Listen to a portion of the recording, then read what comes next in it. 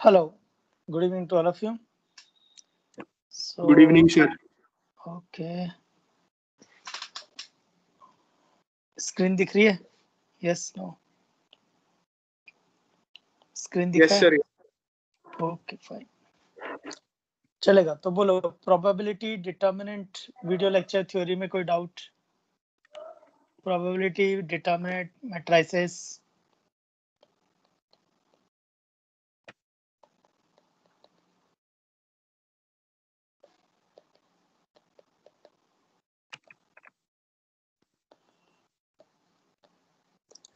कितने लोगों का प्रोबेबिलिटी चैप्टर खत्म हो गया वीडियो लेक्चर्स? Yes no?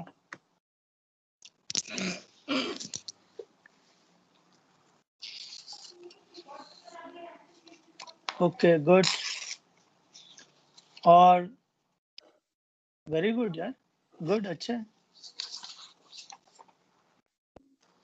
और कितने लोग हैं जिनका मैट्रिसेस स्टार्ट हो गया?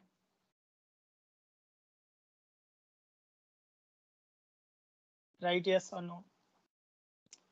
सही है, good.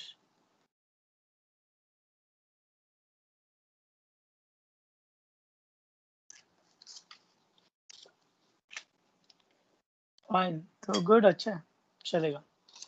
So probability determinant matrices video lecture theory में कोई doubt?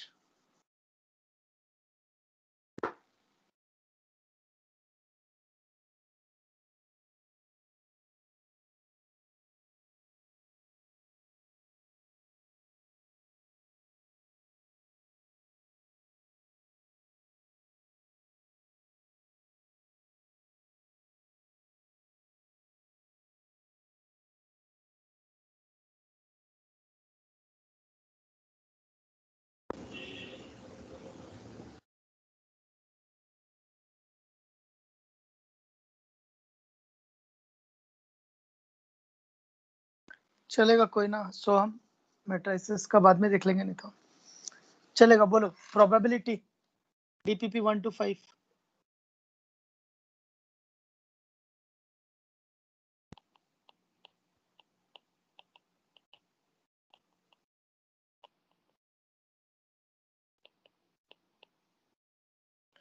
Probability DPP 1 to 5।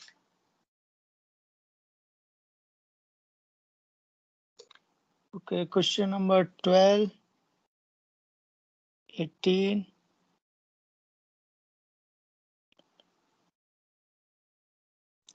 23, 30, 12, 18, 23, 30. Okay Anuj 15 का आंसर रॉन्ग है शायद, ठीक है 15 चेक कर लेते हैं।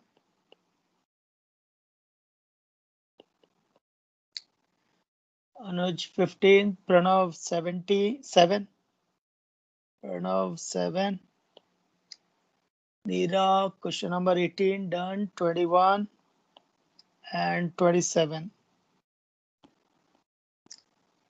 रुतम महाजन 15, ठीक है done. Vaishnavi question number 38, 33, 12, 18, 32, 30, 21, 27 done. Soham Bagmare question number 12, 18, 23 done. Any other question?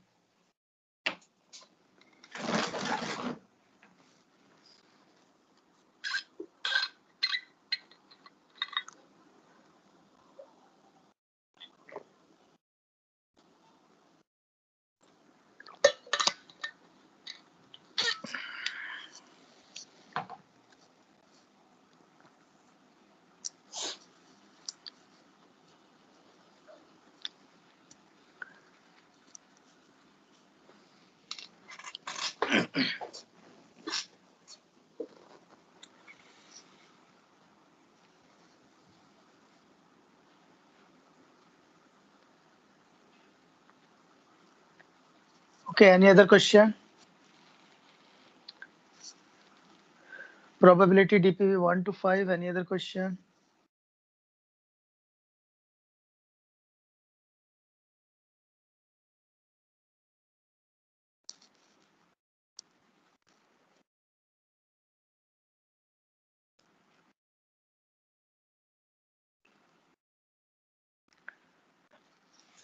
Karu start, yes, no?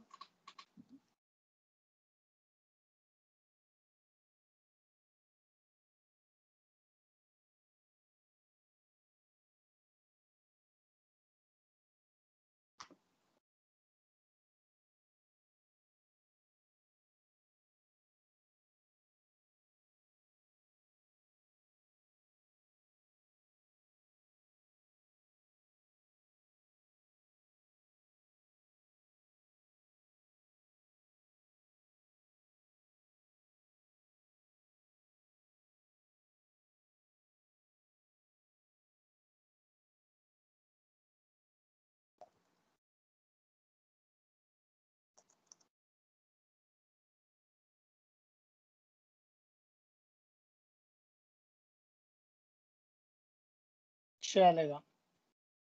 तो question number 7, Excellence 2021 batch, probability chapter, DPP 1, and question number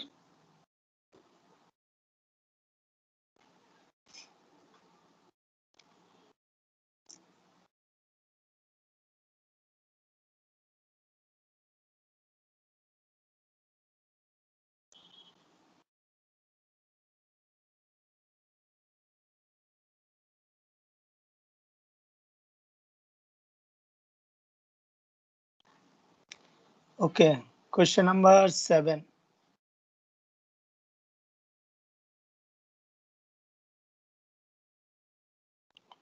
तो question number 7, the probability of happening of the event A, तो ए के होने की probability है 0.4 और the probability that the event A happens at least 1 in 3 independent trials. ये तो बहुत इजी है, देखो 3 इंडिपेंडेंट ट्रायल्स है और कम से कम एक बार हो जाए। So the probability that the event A happens at least once. तो कम से कम एक बार हो जाए, ठीक है। तो कि कम से कम एक बार happening of the event A, कम से कम एक बार हो जाए, तो 1 माइनस कि एक बार भी ना हो, तो 1 माइनस, और ये इंडिपेंडेंट ट्रायल्स है तो मल्टीप्लाई हो जाएगा, इंडिपेंडेंट ट्रायल्स है तो मल्टीप्लाई हो जाएगा। अगर प्रोबेबिलिटी ऑफ ए 0.4 है तो ए के नहीं होने की प्रोबेबिलिटी 1.4 यानी 0.6, तो यह आ जाएगा 1 माइनस 0.6 का होल क्यूब विच इज 0.784। तो इजी था ये question, question number 1। Question number 12,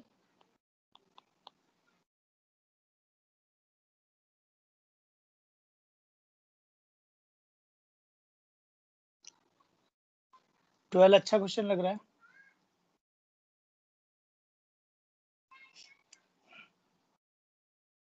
Two small squares of a chessboard are chosen at random probabilities that they have a common side। तो अच्छा क्वेश्चन है। तो चेस में क्या होता है, चेस में 1 2 3 4 5 6 7 8 8 स्क्वायर्स होते हैं, 2 3 4 5 6 7 8, तो 8 स्क्वायर्स होते हैं।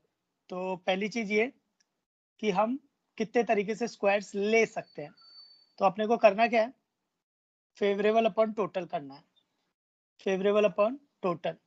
तो मैं पहले 2 स्क्वायर कितने तरीके से ले सकता हूँ, तो मैं 2 स्क्वायर ले सकता हूँ, टोटल कितने हैं, 8 इंटू 8 64, तो 64 में से कोई से भी 2 स्क्वायर लेना है, तो 64C2, 64 में से कोई से भी 2 लेना है, 64C2, 64C2 होता है n इंटू n प्लस 1, नहीं n into n minus 1/2, n into n minus 1/2, तो ये आ जाएगा 32 इंटू 63। तो टोटल केस हो गए 32 इंटू 63। अब अपने को करना क्या है, फेवरेबल ढूंढना है। फेवरेबल में उसने बोला है कि एक साइड कॉमन होनी चाहिए, तो अब एक साइड कॉमन में देखो कैसा होगा, पहले एक ये फिर ये, तो ये एक तरीका, फिर सेकंड वाला, फिर थर्ड वाला, ये दूसरा तरीका, फिर थर्ड वाला, फोर्थ वाला, ये तीसरा तरीका।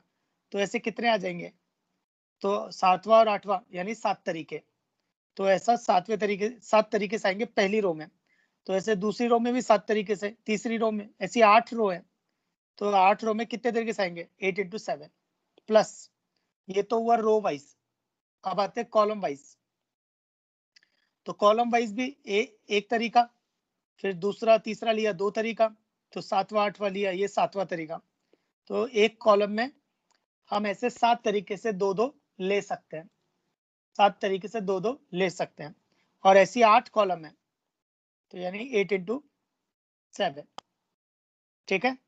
तो बस 2 इंटू 7 इंटू 8, तो 2 इंटू 8 इंटू 7, तो करते हैं, तो ये 8 चौक 32, ये 2 9 1/18।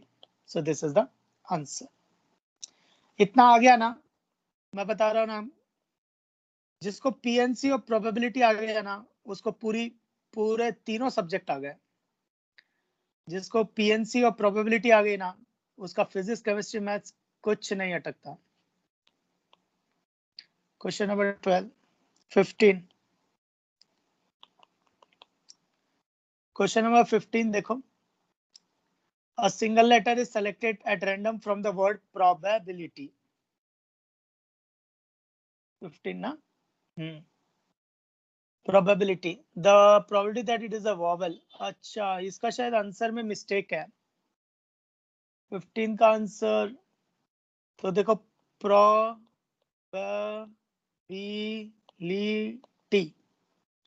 1 2 3 4 5 6 7 8 9 10 11 तरीके, वॉवल ओ ए ई आ 4, तो ये आएगा 4/11, तो आंसर इस सी आएगा, आंसर सी आएगा, पीछे बी दिया हुआ है, तो आंसर में करेक्शन है।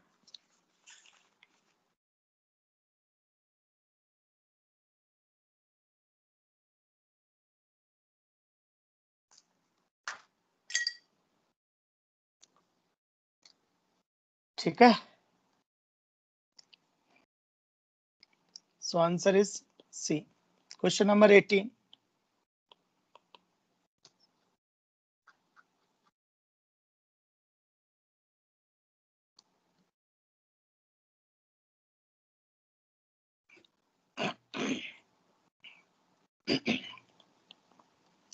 Piyush, question number 13 and 44. ठीक है। Vaishnavi 4/11 should be the answer. हाँ ठीक है। नीरा पाटिल क्वेश्चन 2 सेम था। अच्छा हाँ, क्वेश्चन 2 और क्वेश्चन 15 सेम है। और वहां आंसर दिया है। ठीक है चलेगा, डन। तो 15 का आंसर सी। नेक्स्ट क्वेश्चन 18, फिर 13 लेता। 13 इसके बाद में ले लेता। ओके, क्वेश्चन नंबर 18 में अ डाइस, यू नो डाइस, वो 6 फेस होते हैं उसके अंदर, 1 2 3 4 5 6 नंबर लिखे रहते हैं। Is throne 2n + 1 times. The probability that faces with even numbers appear odd number of times. Oh, तो बस क्या हो रहा है कि अगर मान लो अपन ने इसको 11 बार उछाला। अबे क्या हो गया इसको?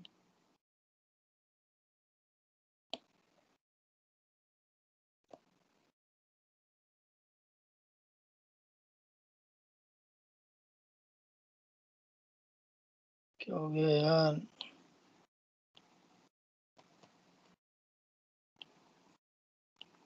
एक मिनट ना। 18, हाँ।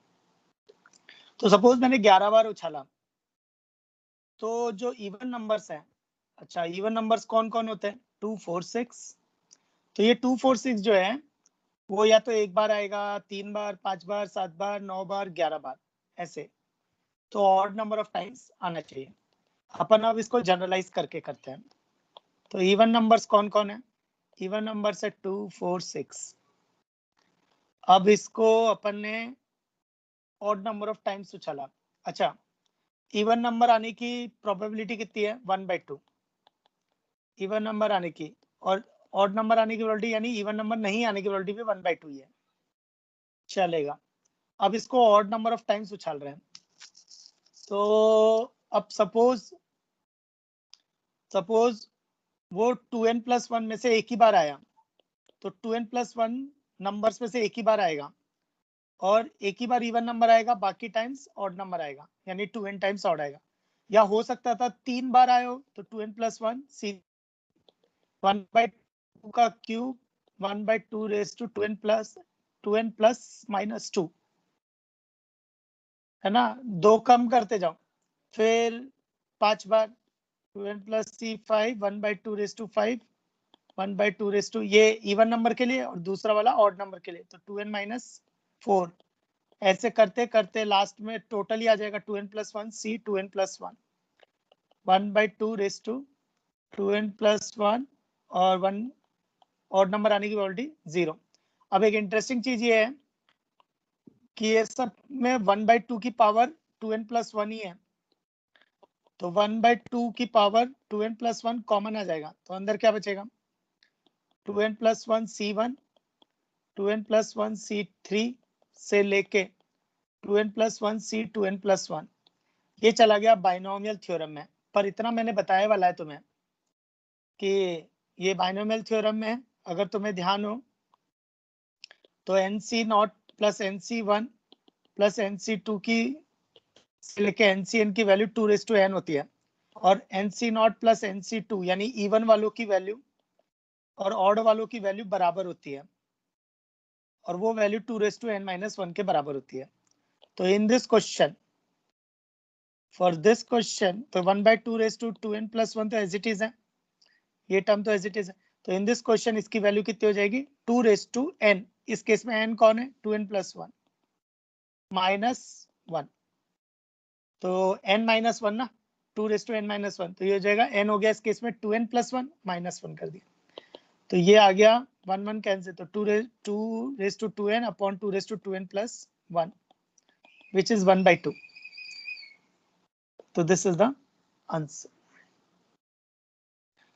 अब हो सकता है बच्चा ज्यादा दिमाग ये लगा रहा हो कि अगर ऑड नंबर ऑफ टाइम्स आ रहा है तो आधे टाइम इवन आ रही होगी, आधे टाइम ऑड आ रही होगी, इसलिए प्रोबेबिलिटी हाफ आई है।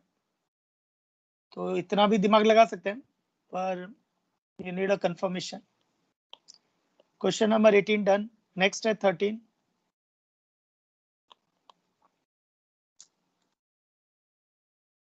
क्वेश्चन नंबर 13 भारी है। क्वेश्चन नंबर 13 तो देखो, the coefficient of quadratic equation ax square plus bx plus c equal to 0 chosen at random। क्यों भाई? क्योंकि abc कुछ भी लूंगा कुछ भी क्वाड्रेटिक बन रही होगी, पर क्वेश्चन में ऑलरेडी दे रखा है a is not equal to b is not equal to c। ठीक है, ध्यान रखेंगे हम। are chosen from first three prime numbers, the probability that roots of the equation are real। अच्छा, तो एबीसी की वैल्यू जो है वो फर्स्ट थ्री प्राइम नंबर में ही आने वाली है। फर्स्ट थ्री प्राइम नंबर कौन है? 2 3 5। तो ए कितने तरीके से आ सकता है? 3, बी 3, सी 3। तो टोटल केस कितने हो गए? टोटल केस हो गए 3 इंटू 3 इंटू 3, है ना? पर लेकिन क्वेश्चन में तो ऑलरेडी दे रखा है A is not equal to B is not equal to C, तो फिर 3 इंटू 3 इंटू 3 नहीं आएगा, क्योंकि क्वेश्चन में तो ऑलरेडी दे रखा है कि A is not equal to B is not equal to सी।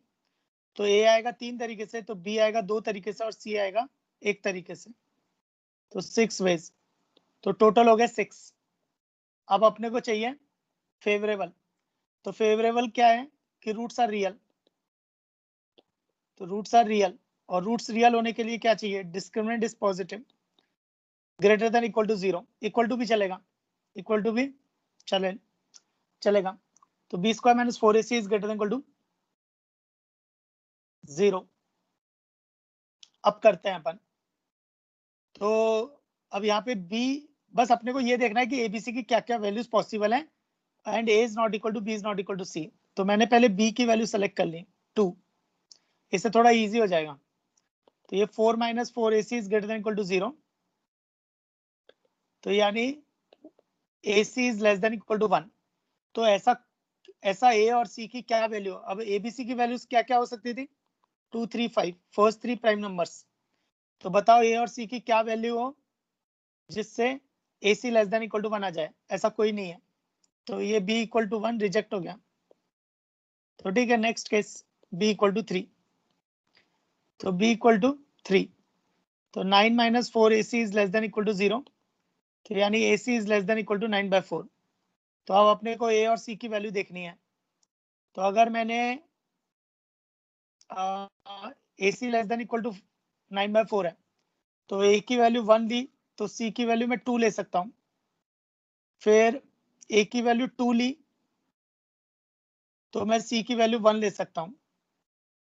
और a की वैल्यू अगर 1 ली तो c 3 ले सकता हूँ क्या? नहीं ले। अरे शिट शिट शिट, ये 1 2 कहाँ से आ गया बे? 2 3 5 चल रहा था, प्राइम नंबर है ना? ए और सी तो प्राइम नंबर्स हैं।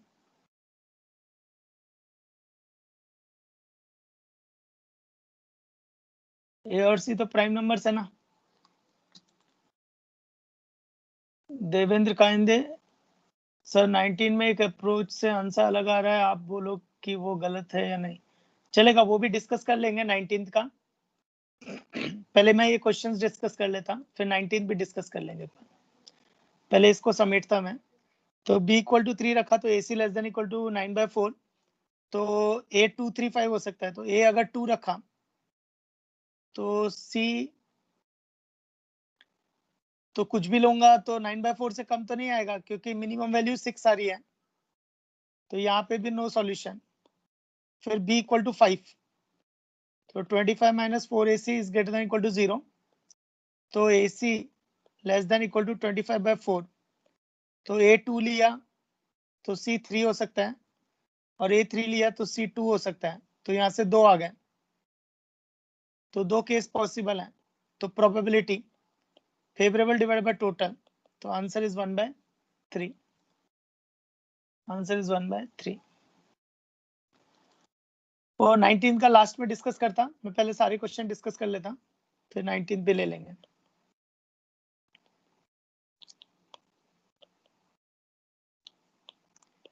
नेक्स्ट है क्वेश्चन नंबर 21।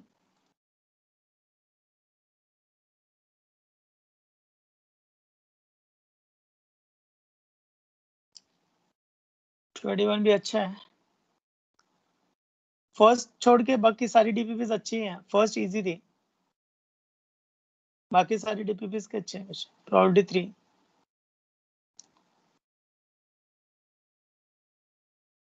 तो क्वेश्चन नंबर 21 कह रहा है कि फॉर एन इंडिपेंडेंट इवेंट्स, ठीक है, इंडिपेंडेंट है मतलब मल्टीप्लाई हो जाएंगे।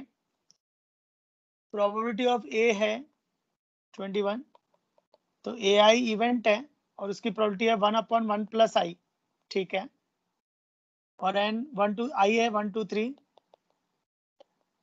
1 2 3 से लेके N. The probability that at least one of the event occur, अरे वेरी इजी, कम से कम एक इवेंट अकर करे। तो प्रोबेबिलिटी वही सेम क्वेश्चन थोड़ी देर पहले किया था, at least one of the event अकर। तो ये आएगा 1 माइनस कोई भी अकर ना करे, A1 इंटरसेक्शन A2 से लेके AN, पर ये इंडिपेंडेंट है तो ये आ जाएगा probability of A1 bar into probability of A2 bar, multiply हो जाएंगे सारे। तो AN बार 1 माइनस, तो A1 की प्रोबेबिलिटी कितनी होगी 1/1 प्लस 1 यानी 1/2। A2 की होगी 1/3, 1/4। तो AN, अरे क्वेश्चन में मिस्टेक है, ये I अपॉन 1 प्लस आई है, I अपॉन 1 प्लस आई है वो, नहीं तो इसकी वैल्यू नहीं निकलेगी ना 1/2 1/3 की, नहीं तो उसका वैल्यू नहीं निकलेगा।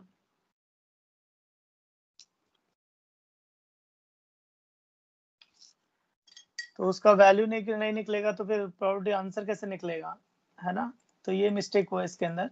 तो ये I/1 प्लस आई है, तो ये 1/2, फिर 2/3, 3/4, ये ऐसे करते करते लास्ट में n/n+1 आ जाएगा।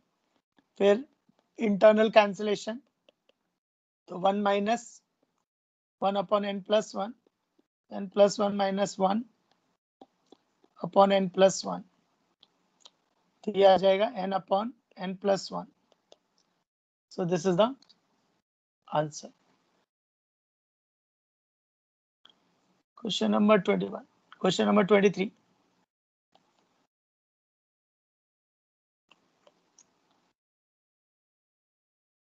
में देखो, the probability that a teacher will give an unannounced surprise test during any class meeting is 1/5. तो सरप्राइज टेस्ट होगा, इसकी प्रोबेबिलिटी 1/3 है, 1/5 है। सरप्राइज टेस्ट होगा, इसकी प्रोबेबिलिटी 1/5 है। If a student is absent twice, the probability that he will miss at least one test. तो अगर वो 2 दिन एब्सेंट था तो कम से कम एक टेस्ट मिस करेगा, इसकी क्या प्रोबेबिलिटी होगी, सोचो।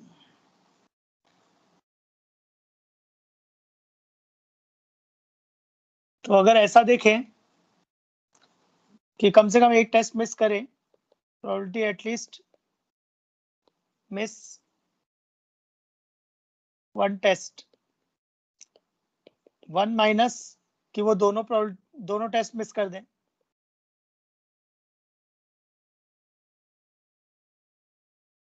तो 1 माइनस, अब वो दोनों दिन टेस्ट मिस करेगा, इसकी प्रोबेबिलिटी क्या होगी। तो कम से नहीं गड़बड़ हो गया, कम से कम एक टेस्ट मिस करे 1 माइनस,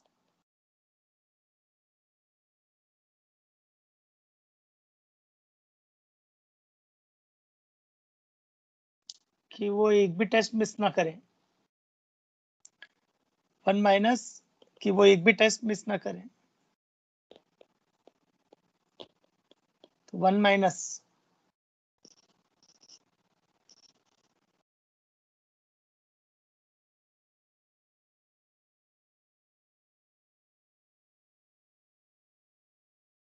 तो ज्यादा दिमाग लगाना पड़ रहा है।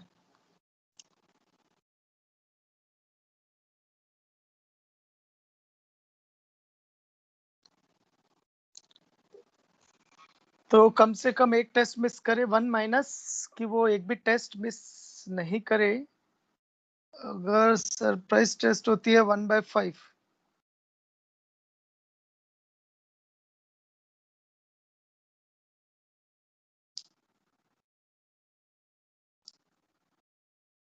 the probability that the teacher will give an unannounced test during any class meeting is 1/5.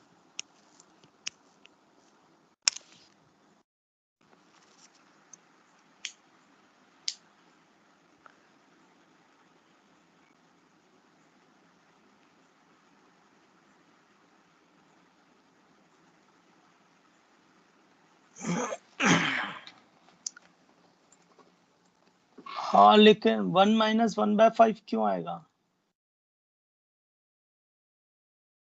पर 1/5 है कि सरप्राइज टेस्ट होगी।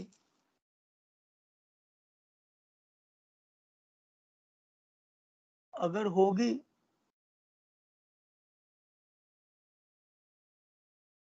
तो नहीं होने के चांसेस होंगे कि 4/5 है कि सरप्राइज टेस्ट 1/5 तरीके से प्रोबेबिलिटी से होगी। तो सरप्राइज टेस्ट नहीं होगी, इसकी प्रोबेबिलिटी 4/5 और वो टेस्ट मिस ना करें। हाँ लेकिन 4/5 कैसे आया? क्योंकि 4/5 का मतलब तो ये है कि टेस्ट हुई नहीं। जब टेस्ट हुई नहीं तो उससे टेस्ट मिस ही नहीं किया। तो वही तो चाहिए ना sir, 1 minus miss no test. 1 minus miss no test. लेकिन अगर सरप्राइज टेस्ट होती तभी तो वो मिस नहीं करता। नहीं सर, होती तो वो मिस कर देता ना, क्योंकि वो कंपलसरी है कि वो एब्सेंट है दोनों दिन। अच्छा अच्छा अच्छा, वो कंपलसरी है, एब्सेंट ही है। ओके समझ गया मैं, थैंक यू। तो देखो ये क्या बोल रहा है कि सरप्राइज टेस्ट होगी, ये 1/5 प्रोबेबिलिटी है। वो दोनों दिन एब्सेंट है, ये फिक्स है। मैं कंफ्यूज था कि मेरे को लगा कि वो प्रेजेंट भी हो सकता है। तो वो एब्सेंट था 2 डेज। अब अगर उस दिन टेस्ट नहीं हुई होगी तो वो मिस नहीं करेगा। तो टेस्ट नहीं होने की प्रोबेबिलिटी क्या होगी? No surprise test. तो उसकी प्रोबेबिलिटी होगी 4/5।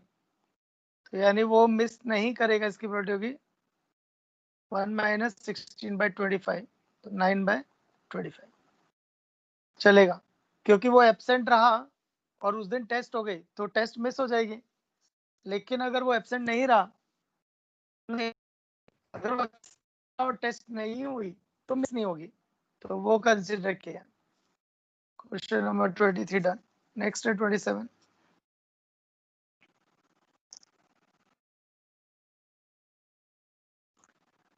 27 देखते हैं।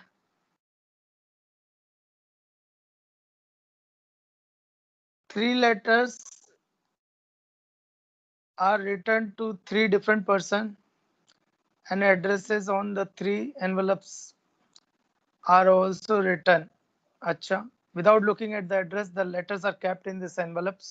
The probability that all letters are not placed into their right envelope. Dearrangement. कोई भी चीज अगर अपनी सही जगह नहीं गई तो डीअरेंजमेंट।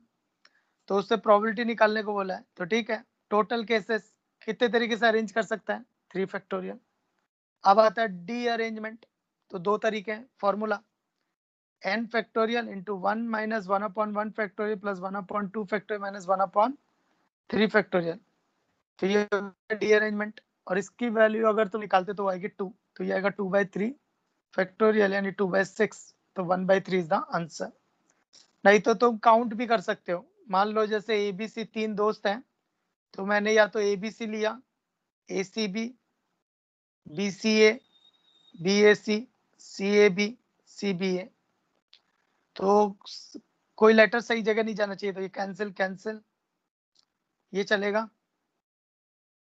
ये नहीं चलेगा, C में है, ये भी चलेगा और ये नहीं चलेगा। तो सिर्फ 2 ही वेज है।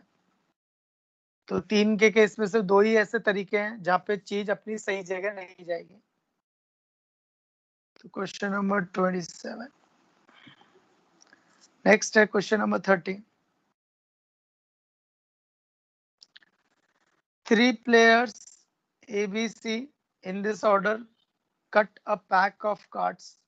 कट मतलब वो ऐसे कैंची से काटने वाला नहीं है, ये बांटना हो सकता है शायद, इसका मतलब बांटना। इफ यू नो 3 पत्ती एंड ऑल, तो and the whole pack is reshuffled after each cut. If the winner is one who first draws a diamond, then C's chance of winning is। अच्छा, तो वो बोल रहा है कि जिसका पहले सी डायमंड आएगा, जिसका पहले डायमंड आएगा वो जीत जाएगा। तो सी के जीतने के चांसेस क्या है? मुश्किल नहीं है, इजी है, ये नोट्स से भी कवर होता है। तो चलो सी को जिताते हैं। तो सी कब जीतेगा? जब ए हारे, बी हारे और सी जीत जाए, या ए हार गया, बी हार गया, सी हार गया, फिर से ए को चांस मिलेगा, ए हार गया, बी हार गया, फिर सी जीत गया, ऐसे ये चलती रहेगी। अब ए के हारने के चांसेस क्या होंगे ये निकालना पड़ेगा। तो देखो कैसे निकालेंगे, तो ये कैसे निकालेंगे? तो हार जीतना क्या है? डायमंड आना। डायमंड कितने तरीके से आ सकता है? तो एक 52 कार्ड में 13 डायमंड होता है और टोटल केस कितने हैं? 52, यानी 1/4 ये डायमंड आने के लिए। तो डायमंड नहीं आना यानी हारना। तो वो हो जाएगा 3/4। ये हो जाएगा 3/4, 3/4, 1/4 प्लस 3/4, 3/4, 3/4, 3/4, 3/4 इंटू 1/4। ये ऐसे चलता रहेगा इनफाइनाइट जीपी। वो इनफाइनाइट जीपी जिसका फर्स्ट टर्म है 3/4 का square into 1/4, number of terms infinity है, कॉमन रेशियो इसका है 3/4 का होल क्यूब। तो बस, तो first term upon 1 minus common ratio, तो first term upon 1 minus common ratio, तो वैल्यू निकालनी पड़ेगी। तो ये आएगा 3 का स्क्वायर 9, 4 क्यूब कैंसिल हो जाएगा, तो 4 cube minus 3 cube, 9 upon 4 cube होता है 64, ये होता है 27, 64 माइनस 27, 7, 3, 37, 9/37। नेक्स्ट है क्वेश्चन नंबर 32।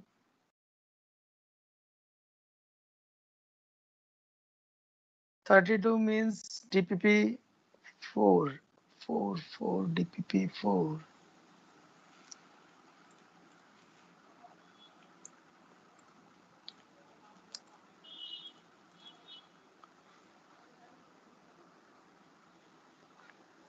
थर्टी 32 है।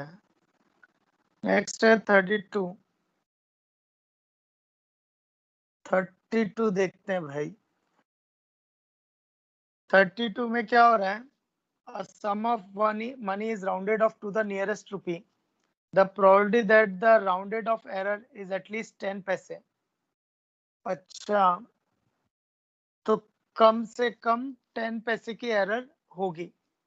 अच्छा, तो राउंडेड ऑफ कैसे करते हैं? तो सपोज अगर मान लो 10 रुपए 49 पैसे हैं, तो ये कितना हो जाएगा? 10, 10.50, तो वो कितना हो जाएगा? 10 होगा कि 11 होगा? 10.50 10 है कि 11 है? 10.51 11 है, 10.52 11 है, 10.48 10 है, 10.50 क्या हो मेरे हिसाब से? तो 10.50 का नियरेस्ट कौन होगा?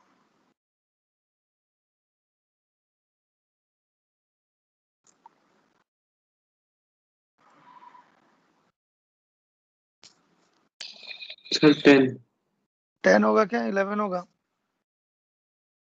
क्योंकि वो 0.5 क्लोज है ना। मुझे लग रहा है 11 होगा शायद, क्योंकि हायर वाले को प्रेफरेंस दी जाती है शायद। चलो जाने दो, वैसे भी अपना आंसर तो अटकेगा नहीं, कुछ फर्क नहीं पड़ेगा अपने को भी प्रोबेबिलिटी के केस में। तो ठीक है, 10.5 को 11 जहाँ तक मुझे लग रहा है, क्योंकि हायर वाले को प्रेफरेंस देते हैं शायद। अभी मोर पे जाता हूँ तो वो तो 11 आगे वाला ही बोलता है। एनीवेज, तो अब देखो मैं अप्रोच बता रहा कैसे सोचते हैं। तो हमें राउंडेड ऑफ क्या करना होगा, कभी हम लोग राउंडेड ऑफ करेंगे 0.48, कभी 0.49, कभी 0.50, कभी 0.51, कभी 0.52। तो ऐसा हम कब तक करेंगे, ऐसा हम कब तक करेंगे? तो हम लोग करेंगे मतलब 0.00 से लेके राउंडेड ऑफ, मतलब अपन ये 10 भी हो सकता है, वैसे तो 10 भी हो सकता है, 11, ठीक है। तो हम राउंडेड ऑफ क्या क्या करेंगे, -0.49, -0.48, ऐसे करते करते 0, 0.01 से लेके 0.50। तो ये हम लोग राउंडेड ऑफ करेंगे, या तो सब्ट्रैक्ट कर रहे होंगे या फिर ऐड कर रहे होंगे, या तो सब्ट्रैक्ट कर रहे होंगे या फिर ऐड कर रहे होंगे। तो टोटल केस कितने हो गए,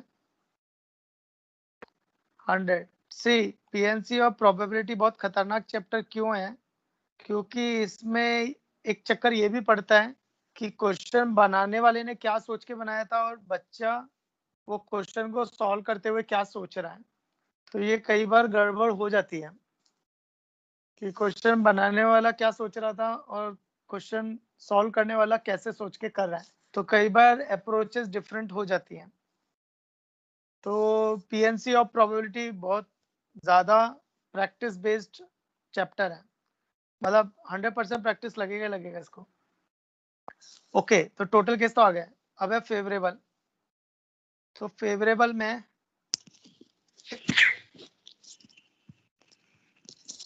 एक्सक्यूज मी, सॉरी।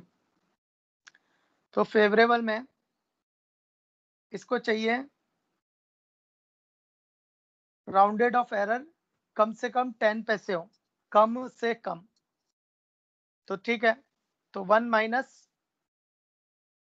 कि 10 पैसे की एरर हो, उससे बोला कम से कम 10 पैसे की एरर हो, तो 1 माइनस एटमोस्ट एरर इज 10 पैसे। तो मैं 10 पैसे की एरर निकाल रहा हूँ। अब 10 पैसे की एरर कैसे आएगी, माइनस नहीं एटमोस्ट, तो एटमोस्ट 10 में मतलब 10 नहीं आएगा, अच्छा गड़बड़ हो गया।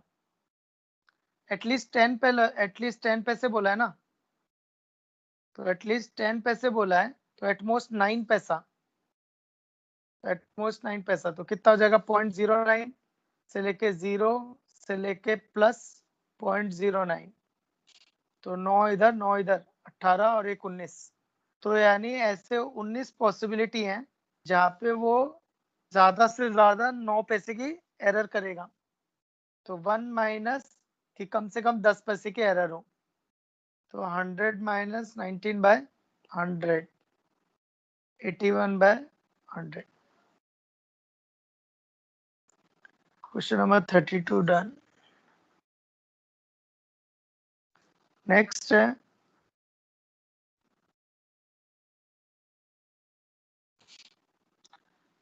Die.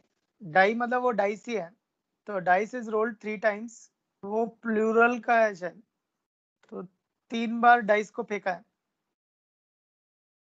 The probability of getting a large number than the previous number, getting a large number than the previous number, मतलब आगे वाला नंबर पिछले वाले के नंबर से बड़ा होगा, ऐसा कुछ बोलना होगा इसका। तो देखो टोटल केस में तो कोई डाउट नहीं है, टोटल केसेस कितने हो जाएंगे, एक डाइस 6 तरीके से आता है, दूसरा 6, तीसरा 6, fundamental principle of counting. 6 cube होता है 216। बस अब मुझे क्या चाहिए, कि अगला नंबर पिछले वाले नंबर से बड़ा हो।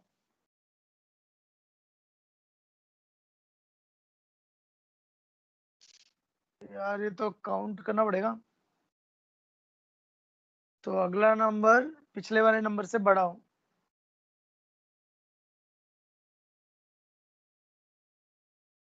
तो काउंटिंग करनी पड़ेगी। अब काउंटिंग करनी कैसे? 1 2 3 1 2 4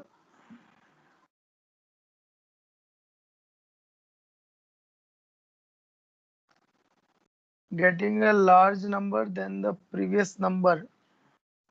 ये ऐसे आता है क्या? आ जाता है कैसा? अगर काउंट किए तो 1 2 3 1 2 4 फिर 1 2 5 1 2 6 फिर 1 3 4 1 3 5 1 3 6 1 4 5 1 4 6 फिर 1 5 6 फिर 2 3 4 2 3 5 2 3 6 फिर 2 4 5 2 4 6 फिर 2 5 6 फिर 3 4 5 3 4 6 3 5 6 फिर 4 5 6। तो देखो 1 2 3 4 5 6 7 8 9 10 11 12 13 14 15 16 17 18 19 20। तो 20/216 है ना। Question number 33 done. बहुत थिंकिंग बहुत लगता है इसके अंदर, डिफिकल्ट चैप्टर। नेक्स्ट है question number 38।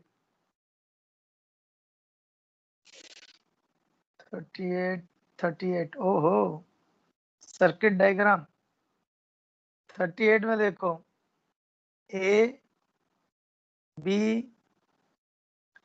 C, this is A, this is B.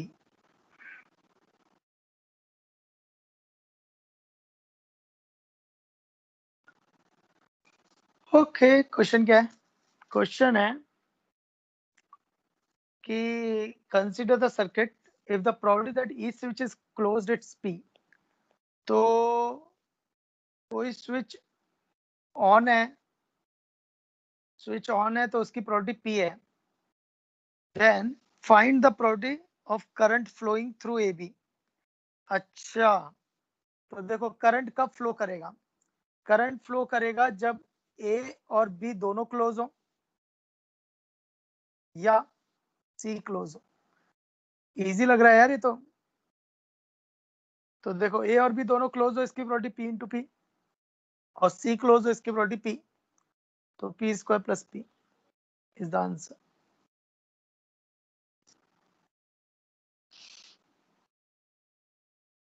ठीक है, नेक्स्ट है 44।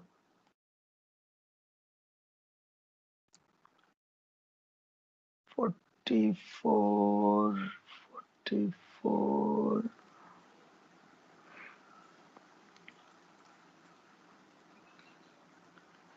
ओके, सो हमने लिखा है 6C3 इंटू 1 20 फेवरेबल।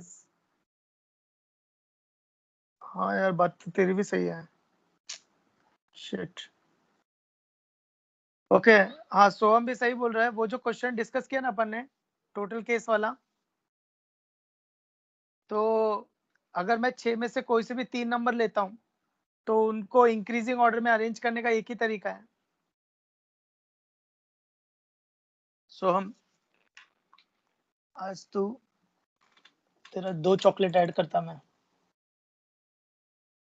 मैंने एक चॉकलेट की एक्सेल फाइल बना रखी है, नॉन कोविड के सिचुएशन में दी जाएगी, वैक्सीन आने के बाद में। सोहम भगवान,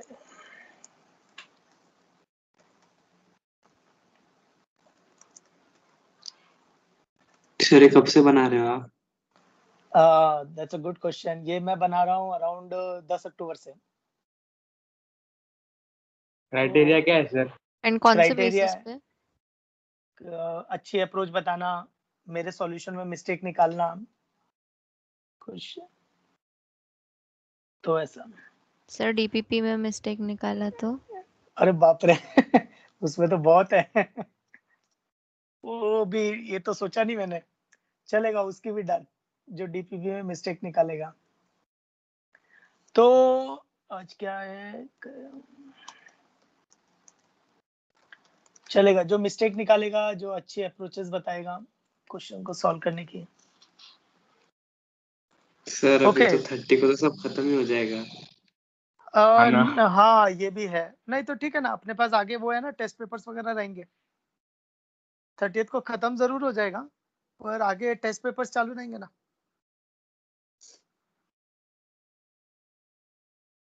ओके, मेरे को थोड़ा लेट आया दिमाग में ये चीज, बट ठीक है। पिज्जा वाली तो चल ही रही है, उसकी भी लिस्ट बनानी है मेरे को, कभी तो बनानी है। ओके। सर ये लिस्ट तो कब रिवील करोगे? मैं सोच रहा हूँ 1-2 दिन में करने का, तो शायद मंडे तक तो कर ही दूंगा, मतलब तुम्हारे सिलेबस के साथ तो कर ही दूंगा, क्योंकि 30th तो, या तो देखो सिलेबस 30th को खत्म हो जाएगा, और मेरे को लग रहा है शायद 30th से पहले ही खत्म हो जाएगा सिलेबस, तो 30th से पहले। इतना हाँ बोलो। फास्ट हो गया आप? हाँ ये काफी फास्ट हो गया ना, लाइव लेक्चर है ना, तो ये फास्ट जाता है, तो अपना 30th से पहले खत्म हो जाएगा। तो 30th से पहले खत्म हो जाएगा, तो खत्म होते ही मेरे को रिवील तो करनी पड़ेगी, तो वो हो जाएगी। चलेगा। तो सोहम ने अप्रोच पता है क्या बताई, कि 6 में से आप 3 नंबर ले लो, और उसको इंक्रीजिंग ऑर्डर में अरेंज करने का एक ही तरीका है, और 63 की वैल्यू होती है 6 फैक्टोरियल 3 फैक्टोरियल 3 फैक्टोरियल, तो इसको लिख सकते हैं अपन 6 5 4 into 3 factorial upon 3 factorial into 3 factorial, cancel हो गया, 3 फैक्टोरियल 5 20, तो 20 वेस, this is the answer. Okay, अपना अगला क्वेश्चन चल रहा था 44। तो 44, the probability of guessing correctly at least 8 out of 10 answers on a true false examination। अच्छा, 10 क्वेश्चन है, 10 क्वेश्चंस हैं, और कम से कम 8 करेक्ट होना, तो या तो 8 करेक्ट, 9 करेक्ट, 10 करेक्ट, इतने ही पॉसिबल है। ठीक है, तो कम से कम 8 करेक्ट होना, तो देखो अब पहला तो ये है कि करेक्ट होने की प्रोबेबिलिटी कितनी है, हाफ, क्योंकि या तो ट्रू होगा या फिर फॉल्स होगा, तो रॉन्ग होने की प्रोबेबिलिटी कितनी हो जाएगी, 1 माइनस हाफ, यानी हाफ। तो अब 10 में से कौन से वो 8 क्वेश्चन है जो करेक्ट होंगे, तो 10C8, और वो करेक्ट है, तो 1/2 रेस टू 8, और बाकी के दोनों रॉन्ग है, तो 1/2 का स्क्वायर, प्लस फिर 10 में से कौन से 9 है जो राइट है, तो 1/2 रेस टू 9, फिर 1/2 रेस टू 1, फिर 10C10, 1/2 raise to 10 into 1/2 raise to 0, तो इसमें 1/2 रेस टू 10 तो कॉमन आ गया, तो अंदर आ गया 10C8, 10C9, 10C10, तो वैल्यू निकालना आसान है, तो ये 1/2 रेस टू 10, तो 10C8 होगा n इंटू n, 10C2 होता है, 10C8 एक्चुअली 10C2 होगा, which is n into n minus 1/2, 10C9 होगा 10C1 यानी 10, और 10C10 होता है 10C0, तो वो हो जाएगा 1। ठीक है, तो ये हो गया 1/2 रेस टू 10, ये 5, तो 45, 10, 1, तो 45 और 10 55, और 1 56, तो 56/2 रेस टू 10, तो 6 में से मैं निकाल सकता हूँ 8 इंटू यानी 2 क्यूब, तो 2 क्यूब निकालो तो 2 रेस टू 7, तो 7/2 रेस टू 7, तो 7/128 इज द आंसर। अच्छा, अब आता है क्वेश्चन नंबर 19। तो 19 पहले डिस्कस कर लेता, फिर वो बोल रहा है कि दूसरे अप्रोच से करते हैं तो कुछ और आंसर आता है, तो उसका भी सुन लेते हैं।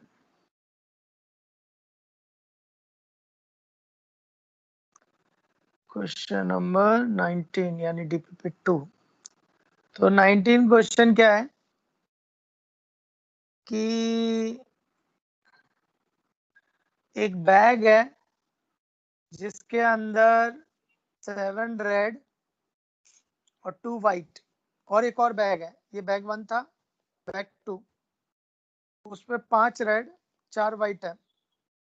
2 balls are drawn from each one from each bag. 2 balls are drawn, 1 from each bag. मतलब एक बैग से एक बॉल निकाली, एक बैग से एक और बॉल निकाली, तो टोटल ऐसे 2 बॉल निकाली। The probability that both the balls are white, तो दोनों बॉल व्हाइट आएंगी, इसकी क्या प्रोबेबिलिटी होगी? तो ज्यादा मुश्किल नहीं लग रहा है, पीएनसी बेस्ड लग रहा है।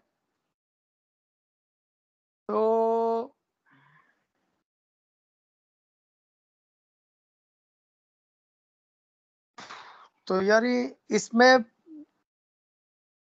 व्हाइट आने की प्रोबेबिलिटी 2/9, इसमें व्हाइट आने की प्रोबेबिलिटी 4/5, तो 2/9 इंटू 4/5, तो 8/4/9, तो 8/81, तो 8/81 है। अब देवेंद्र तुम्हारा क्या बोलना है?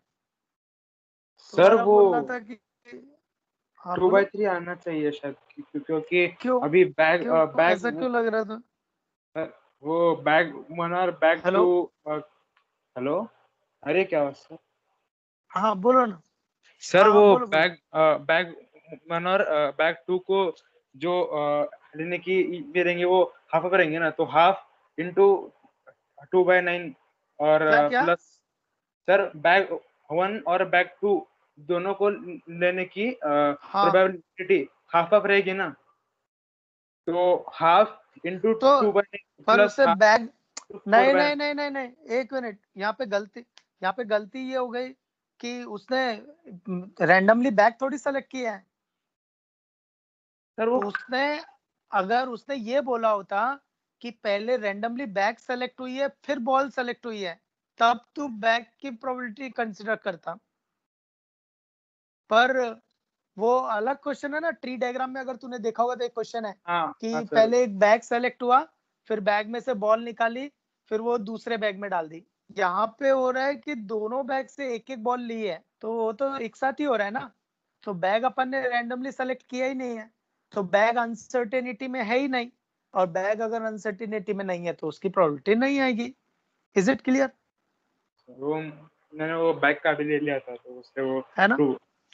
चलेगा। So done, all questions done. All questions done. Hope you enjoyed the session. तो अभी मेरा देखो, कल मैट्राइसिस खत्म हो जाएगा, कल एसओटी चालू कर दूंगा, और एसओटी चालू कर दिया तो नेक्स्ट वीक में बाइनोमियल वगैरह हो जाता खत्म, है ना? तो नेक्स्ट वीक में आराम से खत्म हो जाता सिलेबस, नहीं तो ले दे के 3rd-4th नवंबर तक तो झक मार के हो जाएगा, है ना? और फिर उसके बाद क्या करना है, तो फिर एक अलग सेशन लेता तुम लोगों का, अलग सेशन लेके फिर मैं तुम्हें बोर्ड के बारे में बताता, एग्जाम्स के बारे में मैंने बता ही चुका हूँ, एक कॉम्पिटिटिव एग्जाम्स के इंफॉर्मेशन का एक वीडियो लेक्चर मैंने अपलोड किया था कि तुम्हारे कौन कौन से एग्जाम्स होने वाले हैं, तुम्हें कौन कौन से देने हैं, फिर भी एक बार और रिपीट कर लूंगा मैं। तो अपन एक पूरा सिलेबस होने के बाद ना, मैं एक मीटिंग रख दूंगा, लाइव मीटिंग, वो लाइव मीटिंग में मैं बात करूंगा कि तुम्हें कौन कौन से एग्जाम्स देने हैं, अभी करंट सिचुएशन क्या चल रही है, तुम लोगों के साथ आगे क्या होने वाला है, और तुम्हें अपने आप को किस तरह से प्रिपेयर रखना है, ठीक है? फिर उसमें तुम्हें बोर्ड के एग्जाम्स के बारे में भी बताना होगा कि बोर्ड की प्रिपरेशन कैसे करनी है, तो वो तो नहीं बताऊंगा कि एग्जाम कब होगी, वो मेरे को नहीं पता, लेकिन बोर्ड की एग्जाम को कैसे हैंडल करना है, कैसे उसकी प्रिपरेशन करनी है, और कैसे अपन उस पर काम करेंगे मैथ्स का भी, वो भी मैं तुम्हें बताऊंगा, और ओवरऑल भी बताऊंगा कि ओवरऑल मैथ्स का कैसे करना है। फिर नेक्स्ट बताऊंगा तुम्हें कि आगे तुम्हें तैयारी कैसे करनी है, तुम्हारा सिलेबस का स्टेटस कैसा रहेगा, तुम्हारा रिवीजन कैसा रहेगा, और तुम्हारा पेपर प्रैक्टिस का आगे कैसे रहेगा। एंड तो उसके अंदर कुछ इंपॉर्टेंट चीजें जो तुम्हें ध्यान में रखनी होंगी अभी से ही, कि एनटीए के अभ्यास के NT अभ्यास ऐप के पेपर्स सॉल्व करने हैं. There are so many number of papers. तो वे सारे सॉल्व नहीं करने हैं. Not a big issue. तो कम से कम 20-25 तो करने ही है. एक दूसरा, you should refer NCERT inorganic and organic, क्योंकि NCERT inorganic organic से क्वेश्चंस आते हैं मेंस में, क्योंकि दे रेफर NCERT बुक. तो वो भी तुम पढ़ सकते हो, तो वो हेल्प करेगा. हाँ रुद्र, एक्चुअली 109 पेपर है तो इतना तो हो नहीं पाएगा. तो what will you do? You will solve 20-25 papers. चलेगा. So hope you enjoyed the session. Sir, Thank you to